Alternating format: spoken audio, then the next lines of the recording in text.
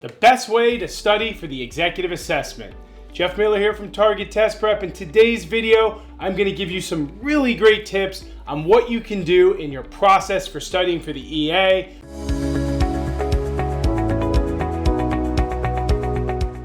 I know it's not talked about a lot. You hear a lot about the GMAT, but we're going to talk about specific things of the executive assessment. So let's get going. All right, let's jump right in. The first thing I want to talk about is that there are two phases to your executive assessment prep.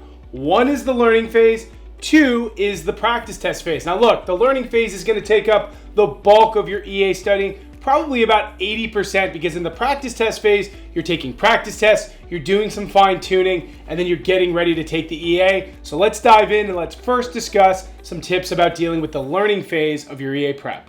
Tip number one, use a topic by topic approach. Anyone who's seen any of my videos, my short videos, my long videos, knows I love topical studying, and we use it in Target Test Prep throughout the course. So what does that actually mean? Well, what it means is you do topical learning and that's followed up with topical practice. So here's what topical learning is. Let's choose any topic. Let's say a quant topic. You do rates, for example. You learn everything you need to know about rates, average rates, converging rates, catch up and pass. You memorize all the formulas. You do a handful of practice questions in real time while learning those concepts, and then yes, you go to your topical practice, because hey, if you don't practice it, you're not going to know if you truly know it or understand it, right? So then you do maybe 50, 60 questions just on rate questions, and when you're done, you'll know where you're strong, where you're weak, you'll fill in those knowledge gaps, and then you'll ensure that you're pretty rock solid before rinsing and repeating with the next quant topic. Now, you're going to do this with verbal too. Critical reasoning, strengthen the conclusion, for example. You just learn about that, you just practice that.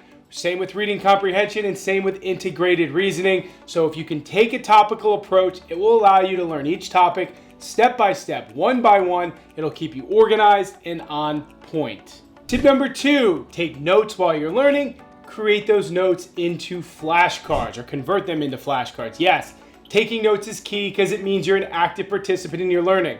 I don't care if you're watching videos, I don't care if you're reading chapters, both of which we have in TTP, by the way, but you have to be doing stuff actively. You have to take stuff, put it in your own words, make sure you understand it, right? But then the best part is take those notes, convert them to flashcards. Flashcards are amazing. Flashcards give you the opportunity to study on the go. They give you the opportunity to do review, things that maybe you wouldn't be doing when you're doing your regular studying. Fact is, if you have a great set of flashcards, whether it's an app or handmade ones, you can use them anytime, anywhere. You could add up to 2 hours of studying every single week, 8 hours of studying every single month, because you can pull them out when you're just out and about. You're in the doctor's office waiting for the doctor, pull out your flashcards.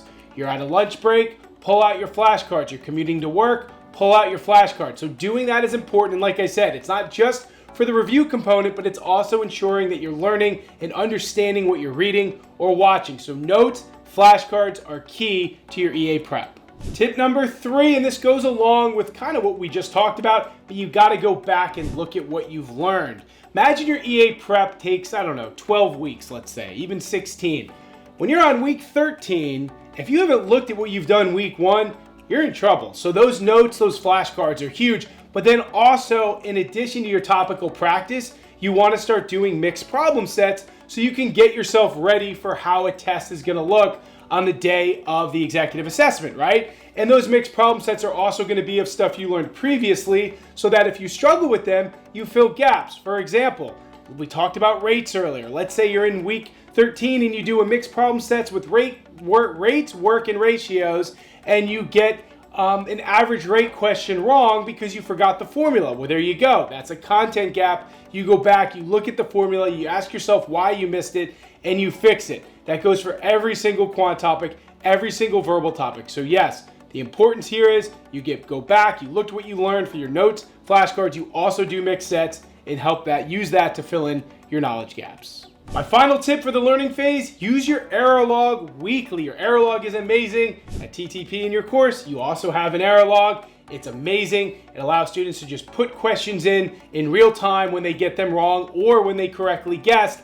And what you're doing is you're classifying those errors. So you're doing it in real time. You're seeing what you've done wrong. Things like rushing or not reading your handwriting or solving for the wrong variable. And then each week, you're reviewing those errors to make sure that they don't persist. Now, an important part about reviewing your error log is also cleaning it up. So from week to week, as you get rock solid on the things you're reviewing, take them out, keep your error log clean, neat, and organized so it's actually a tool that's a net positive for your prep and not a net negative. Because if you have 1,500 questions in your error log, believe me, you're not even going to want to open it up. But yes, using your error log in addition to the things I said is going to help get you through your learning phase so that there's not knowledge gaps that lead up to test day.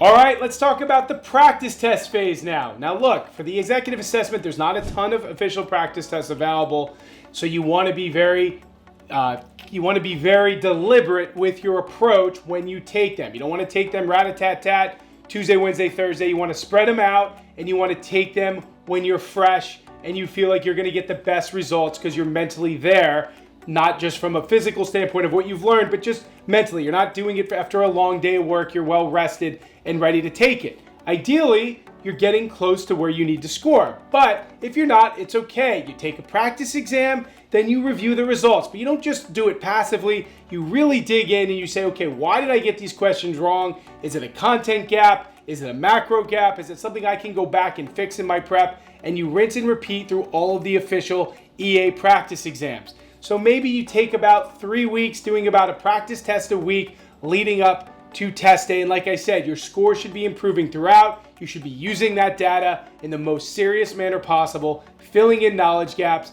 And if you can do that through the learning phase, through the practice test phase, leading up to test day, you should be in a great spot to rock your executive assessment. All right, everybody, I had a blast talking about the best way to study for the executive assessment. If you can follow my tips here, studying for the EA should be a breeze for you. You just got to stay calm, motivated, and disciplined. I'm telling you, if you can get through that learning phase, get through that practice phase, you can crush this test. So if you like today's video, please like the video, subscribe to our channel, and leave comments of other videos you want me to do. I'd be more than happy to do them so I can help you along your EA journey. Again, I'm Jeff Miller, and I will talk to you guys soon.